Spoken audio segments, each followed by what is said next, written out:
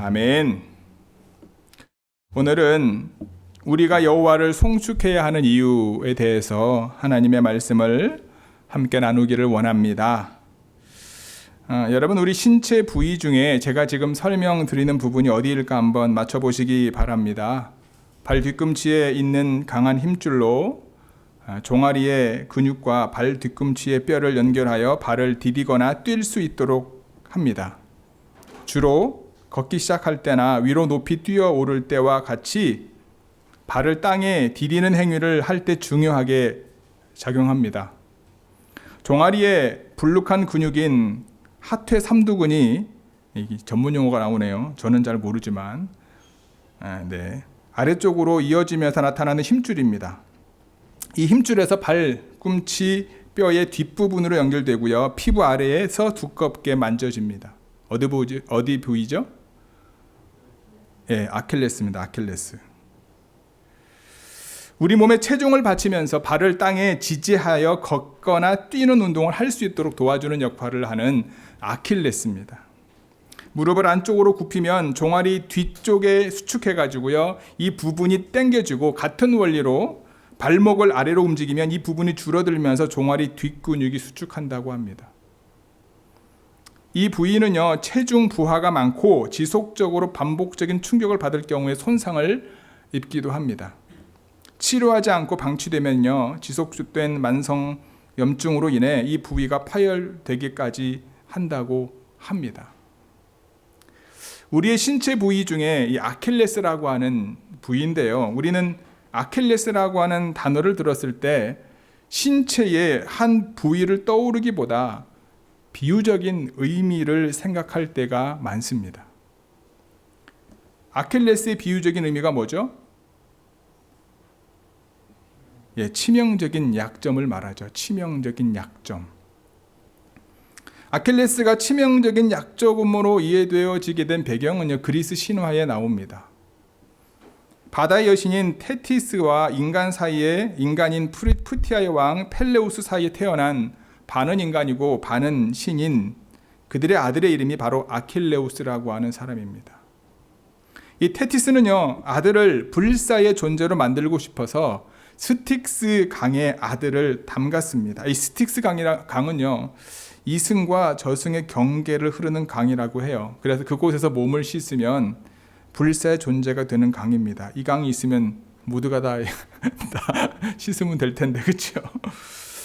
그러나 테티스가 이 아들인 아킬레우스를 이 강에서 씻기 위해서 잡았던 부위가 바로 발 뒤꿈치 부분입니다. 그래서 다른 모든 부위는 다 이 강에서 씻을 수 있었는데 이 발 뒤꿈치인 우리가 알고 있는 이 아킬레스가 유일한 이 아들의 약점이 되었던 거죠. 성장한 아킬레우스는요, 최고의 전사가 됩니다. 그리고 트로이 전쟁에 나가게 되죠. 이 트로이의 군사들은요, 아킬레우스를 상대로 이길 수 없었습니다. 워낙 강력했기 때문에, 그리고 불사였기 때문에. 그런데 트로이의 왕자인 파리스는요, 이 아킬레우스의 약점이 발 뒤꿈치라고 하는 사실을 알게 되고, 아킬레우스는 파리스가 쏜 화살의 발 뒤꿈치를 맞아 죽게 됩니다. 이 이야기가 바로 아킬레스의 어떤 유래라고 하더라고요. 아킬레우스의 발 뒤꿈치처럼 치명적인 약점을 뜻할 때 우리가 아킬레스 건이라고 말하기도 합니다. 아마 우리 각자에게도 여러분 아킬레스가 있습니다. 신체적인 아킬레스가 아니고요, 우리 각자에게도 약점이 있습니다. 평상시에 믿음이 좋은 그리스도인으로 살아가지만 어떤 문제가 발생했을 때 갑자기 믿음이 사라집니다. 갑자기 내 안에 분노가 일어나거나 자존심이 살아납니다. 그와 같은 상황을 만든 사람을 향해 공격하거나 상처를 받고 숨기도 합니다. 그러한 문제가 돈, 명예, 자존심, 자녀, 과거의 상처 또는 미래에 대한 안정감 등등 여러 모양으로 우리 곁을 맴돌며 기회를 노립니다. 우리의 약점을 공격하여 우리를 무너뜨리고 우리의 믿음을 떨어뜨리려고 합니다. 그것을 이용해서 우리를 하나님으로부터 멀어지게 하려고 사단의 권세는 우는 사자와 같이 삼킬 자를 찾고 있습니다. 아마 우리의 가장 큰 약점은 이와 같은 우리의 죄의 문제이지 않을까. 하지만 여러분, 우리의 죄를 대신해서 십자가에 죽으신 예수 그리스도가 있음을 잊지 마시기 바랍니다. 그분 앞에 나오면 우리의 아킬레스가 구원에 이르는 하나님의 능력이 되고 그 능력을 경험하게 될 것이라 믿습니다. 오늘 시편 103편의 저자 다윗은요, 우리가 잘 알고 있는 것처럼 하나님의 마음에 합한 사람이었습니다. 이스라엘 사람들에게 다윗 왕은요, 한국 사람들에게 광개토 대왕 또는 세종대왕과 같은 몽골 제국의 징기스칸과 같은 존재였습니다. 아니, 그 이상이라고 해도 과언이 아니었습니다. 다윗이 오늘 본문을 언제 기록했는지, 어떤 상황에서 기록되었는지 우리가 명확하게 알 수는 없지만 자신의 인생과 이스라엘 민족에게 베풀어 주신 하나님의 인자하심에 대해 감동과 기쁨으로 노래하는 것과 자신에게 그 인자하심이 계속되기를 염원하는 것으로 볼 때 자신의 삶이나 가정의 삶이나 국가적으로 여러 가지 많은 일들을 겪고 난 후에 지어졌다라고 우리는 볼 수 있습니다. 다윗은요, 여호와를 송축하라 3번이나 자기 자신에게 명령합니다. 송축하는 것은 우리를 철저히 낮추고 하나님께 경배와 찬양을 드리는 겁니다. 그리고 그는 이스라엘 백성들이 아니라 자기 자신에게 하나님의 모든 은혜를 잊지 말아라 라고 스스로에게 다짐을 합니다. 오늘 말씀이 누군가를 위한 말씀이 아니라 나에게 주시는 말씀임을 믿고 다윗이 자신에게 명령했던 것처럼 여러분 각자에게 내 영혼아 여호와를 송축하라, 그의 거룩한 이름을 송축하라, 그의 모든 은혜를 잊지 말아라 라고 하는 명령이 이 시간 저와 여러분들 스스로에게 임하게 되기를 주님의 이름으로 축복합니다. 그렇다면 우리가 여호와를 송축해야 하는 이유가 무엇일까? 첫 번째는요, 우리의 모든 죄악을 사하셨기 때문입니다. 우리의 모든 죄악을 사하셨기 때문입니다. 우리 3절 함께 읽겠습니다. 시작. 그가 내 모든 병을 고치시며. 아멘. 다윗은 하나님께서 자신의 죄악을 용서해 주셨으며 병을 고쳐주신 것을 송축합니다. 다윗에게는 잊을 수 없고 잊힐 수도 없는 최악의 사건이 있었죠. 바로 밧세바 사건, 그리고 우리아의 살인 사건입니다. 다윗은 나단 선지자가 찾아와서 들려준 이야기, 어떤 이야기였습니까? 한 마을에 사는 양과 소를 심히 많이 가지고 있는 부자 집에 손님이 찾아오게 되지요. 그런데 그 손님에게 자신이 가지고 있는 양과 소를 잡아서 대접하지 않고 그 동네에 있는 가난한 사람에게 가서 그에게서 양을 빼앗아서 자신에게 온 손님을 대접했다라고 하는 이야기를 들려줍니다.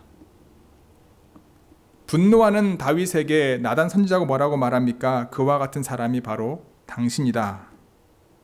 이 나단 선지자의 지적에 깊이 참회를 하게 되지요. 그리고 고백합니다. 그게 시편 51편입니다. 다윗은 내가 죄악 중에서 출생하였으며 어머니가 죄 중에서 나를 잉태했다 라고 고백을 하게 되지요.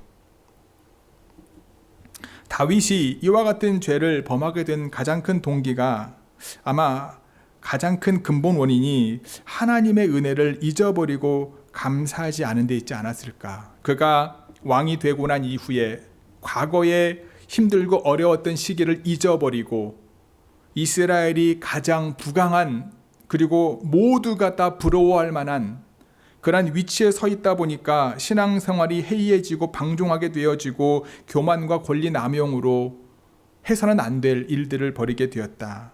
하나님의 은혜로 이 모든 것이 되었음을 잠시 잠깐 잊어버리지 않았을까? 어찌 다윗만이 죄인이겠습니까? 우리가 알고 있는 것처럼 이 땅에 의인은 하나도 없습니다. 다윗은 자신이 본질적으로 죄인임을 통감했기 때문에 자신의 모든 죄를 사하여 주신 그 하나님의 은혜에 늘 감격하고 감사하며 그분을 찬양하는 삶을 살았다라고 하는 겁니다. 또한 우리가 모든 병을 고치셨다라고 말씀하는데, 이 병은요 단순히 생긴 육체적이고 정신적인 질병만을 의미하지 않고 죄를 지음으로 인해서 가지고 오는 하나님의 심판에 대한 질병들, 즉 죄로 인해서 겪게 되는 정신적인 고통과 번민, 이 모든 것들을 포함하고 있다라는 거예요. 우리가 알고 있는 것처럼 어떤 죄를 지면 그 죄 때문이 아니라 그 죄 때문에 내 마음이 힘들고 어렵지 않습니까? 그리고 또 하나, 이것들로 인해 더 많은 것들이 우리의 마음을, 우리의 몸을, 우리의 영혼을 갉아먹는 모습을 우리는 경험하게 됩니다. 이 모든 질병을 누가 고치신 거예요? 여호와 하나님께서 고치심에 감사를 드렸던 거죠. 원래의 완전한 상태로 회복시키시는 것을 의미하는 것이 바로 질병을 고치신 하나님, 그 하나님을 의미하는 겁니다. 병을 고치신다는 것은 죄의 결과로 얻어지는 육체적인 정신적인 고통을 죄의 용서하심을 통해 원래의 상태로 회복해 주셨다라고 하는 겁니다. 다윗은요, 자신이 지은 죄로 인하여 고통스러워할 때 하나님이 용서해 주셨고 자신의 원래의 하나님을 찬양하고 하나님을 고백하는 모습으로 회복시켜 주셨음에 대해서 하나님을 찬양하고 송축했던 겁니다. 하나님의 사하심이 우리의 연약함으로 셀 수 없는 많은 죄를 짓고 또 짓고 살아가지만 하나님께서 계속해서 우리를 긍휼히 여기시고 우리의 모든 죄를 용서해 주심을 잊지 않는 저와 여러분 모두가 되기를 주님의 이름으로 축복합니다. 단순히 죄사함의 고백이 아니라 지속적으로 연약한 우리를 사유하시기를, 용서하시기를 즐겨하시는 하나님 아버지에 대한 믿음의 고백이 본문의 고백인 겁니다. 제가 초등학교 5학년 때 아버지의 지갑에서 돈을 훔쳤던 적이 있었습니다. 네, 많았었죠. 근데 그 이유는요, 친구들이 저에게 돈을 요구했었기 때문입니다. 저는 초등학교를 졸업할 때 키가 142.8이었습니다. 작은 키죠? 제 기억으로 작은 키입니다. 몸무게가 36kg였어요. 얼굴도 이렇게 우락부락한 얼굴이 아니었고요. 되게 귀여웠던 키 작은 어린이였습니다. 아마 이제 저보다 나이 드신 분들은 다 아시겠지만 당시에는요, 키 순서대로 책상을 배정했습니다. 저는 거의 앞쪽이었어요. 제가 다닐 때 초등학교는 63명이었습니다. 63명 중에 제가 거의 앞에서 10번 안으로 들어왔었습니다. 그 당시 화장실을 가려면요, 교실 뒤쪽에 있는 문을 통해 가야 했습니다. 그런데 교실 뒷문 바로 앞에 있었던 덩치 큰 친구가 제가 지나갈 때마다 저에게 통행료를 요구했습니다. 처음에는 그 당시에 제 기억으로는 이제 핫도그가 20원이었던 걸로 기억합니다. 그러니까 이제 큰 돈은, 지금으로 생각해보면 큰 돈은 아니었지만 저에게는 큰 돈이었는데 그 돈을 계속 요구했던 겁니다.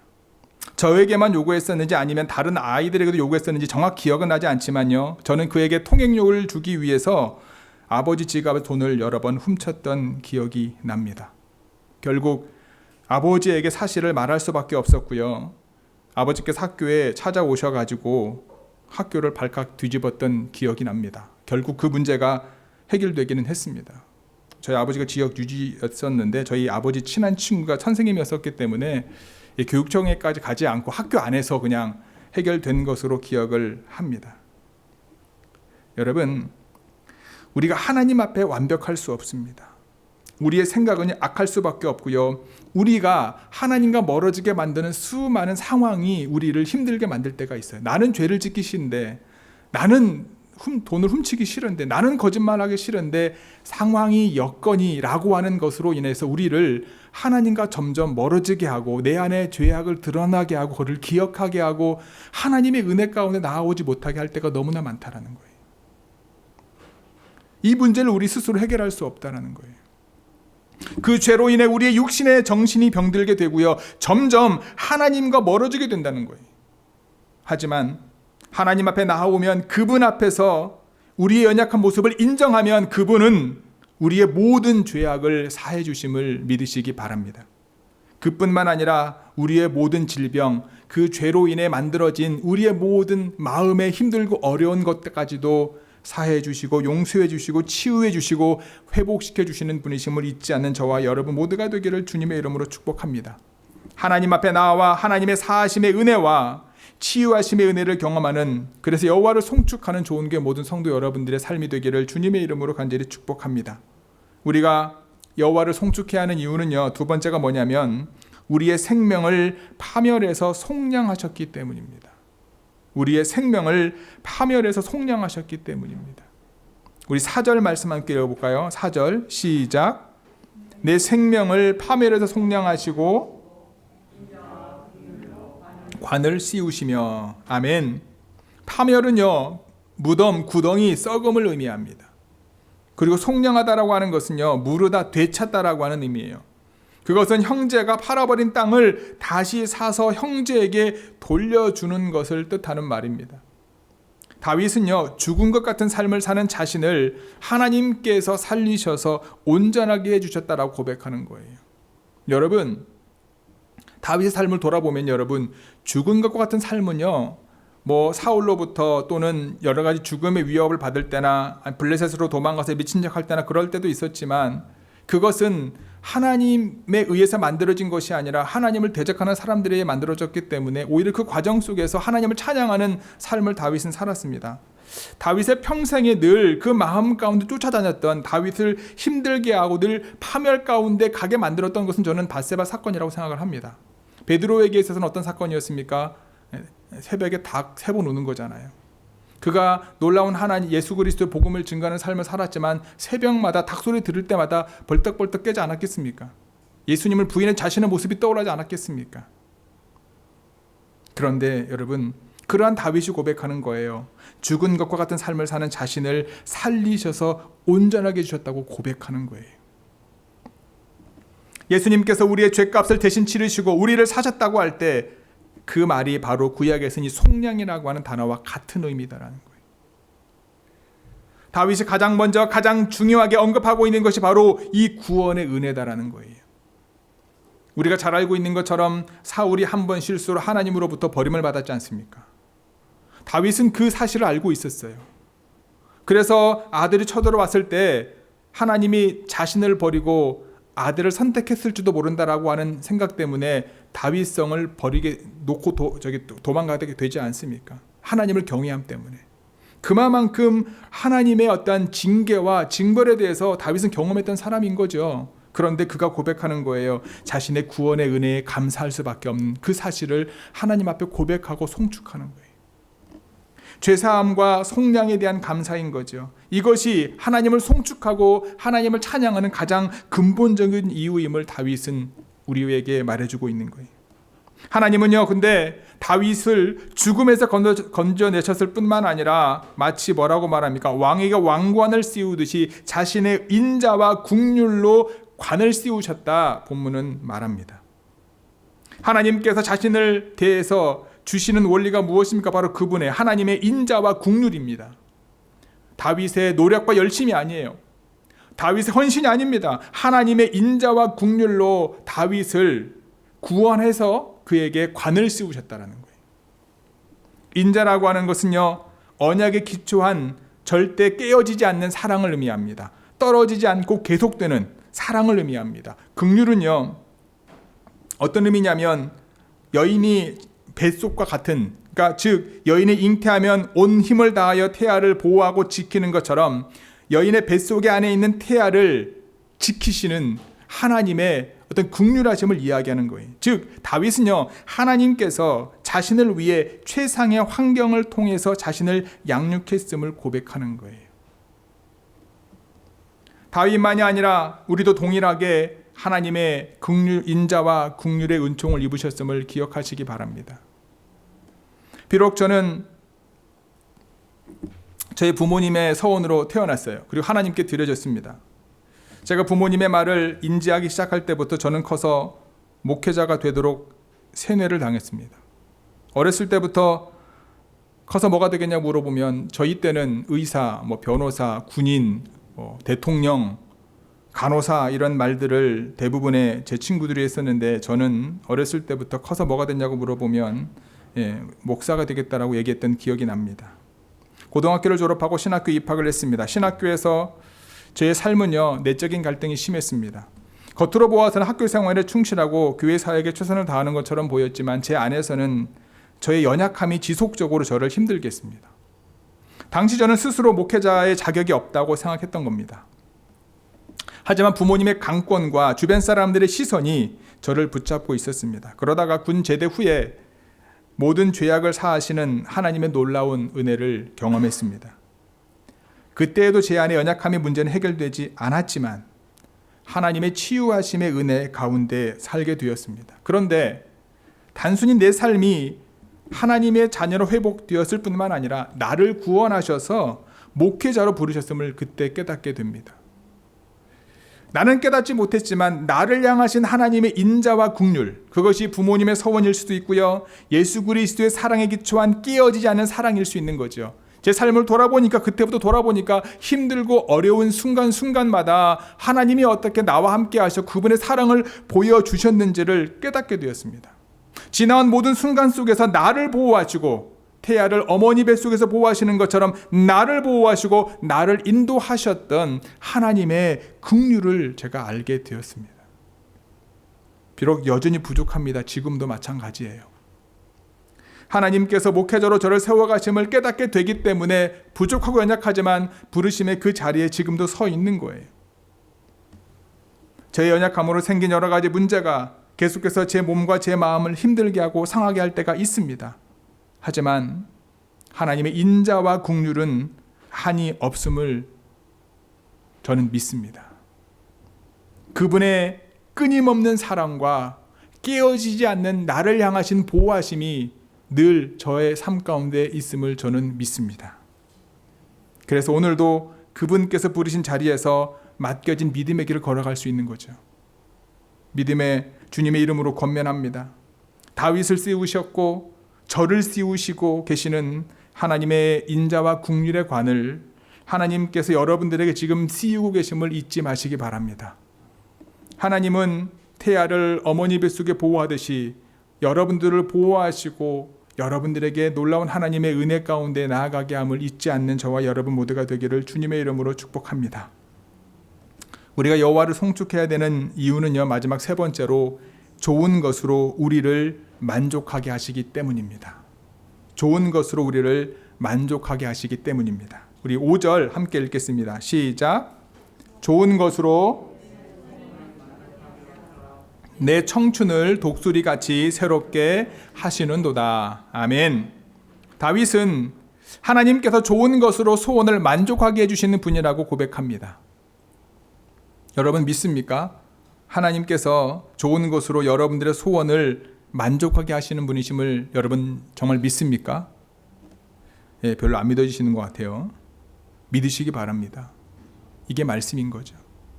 예전에 찬양 집회에서 아주 유명했던 문장이 있어요.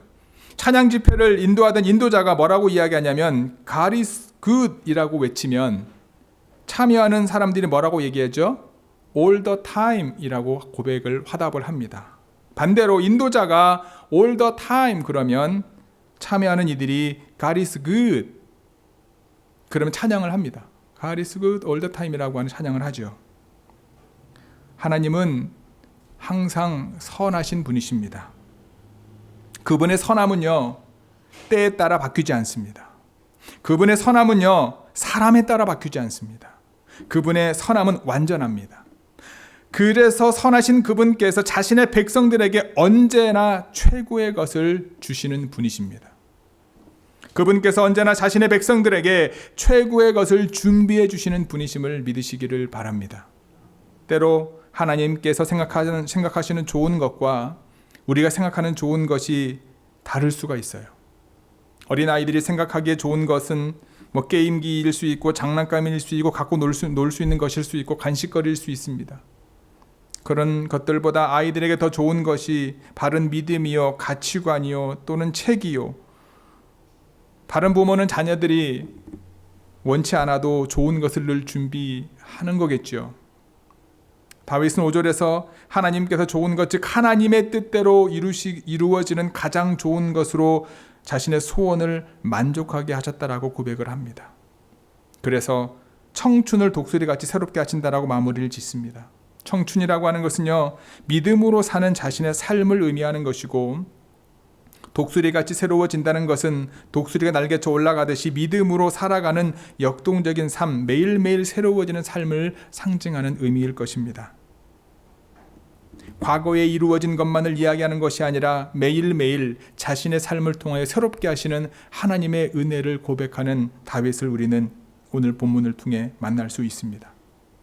하나님께서는 아브라함과 맺은 언약을 기억하시고 400년 동안 애굽에서 노예살이하던 이스라엘 자손들을 꺼내 주셨습니다.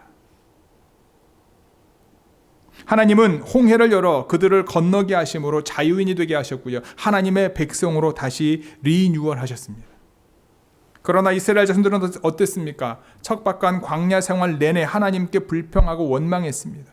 그러므로 송아지 우상을 만들어 놓고 뭐라고 이야기합니까? 이것이 이집트에서 우리를 구원한 신이다라고 말하며 광란의 축제를 벌입니다. 그들이 애굽에서 먹던 생선과 오이, 참외, 부추, 파, 마늘 등과 같은 음식을 생각난다며 원망하며 다시 애굽으로 돌아가고 싶어 했습니다. 그럼에도 불구하고 그들이 가나안 땅에 이룰 수 있었던 것은 여러분, 하나님의 긍휼과 그분의 은혜와 노하기를 더디하시는 하나님의 사랑과 그분의 인자하심임을 다윗은 노래로 고백하고 있는 겁니다. 그래서 하나님 앞에 무릎을 꿇고 그분을 송축하는 것이 마땅하다고 자신에게 지금 명령하고 있는 거예요. 좋은 교회 성도 여러분, 우리가 왜 하나님을 송축해야 합니까? 우리가 왜 하나님을 찬양해야 합니까? 하나님께서 우리 모두의 죄악을 사하셨고 우리의 모든 병을 고치셨기 때문임을 기억하시기 바랍니다.